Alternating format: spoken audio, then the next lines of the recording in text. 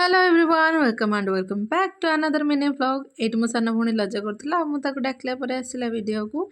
Actually आज आम ये कहूँ कि मौसी घरे ना कि मौसा कहीं घरे नथिले आम बनाऊलु मैगी चलन देखिए आम केमती मैगी बनाऊलु फर्स्ट तो आम मैगी पाई जाइलु किंतु किसी समय आम फास्ट जिनस सब खोजार कौटी कौटा रखाई खोजार लगे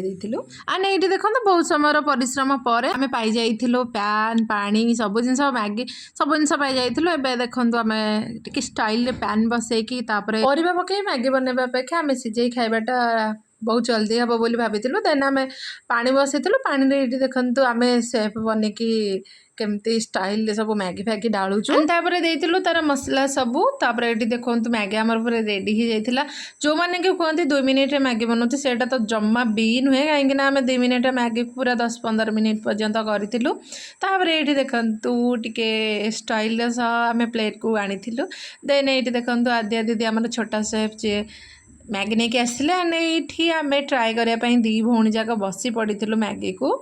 ये देखो आम के सेलिब्रिटी भाया देखो आम दी भौणी केमती स्टाइल मैगी खाऊँ ऑनेस्टली मैगीटा बहुत टेस्ट होता जेहतु आम दी भौणी बनई एंड ये आम दी भौणी खाई आम भितर कथबार्ता होता आज व्लॉग ये रही टाटा बाय बाय।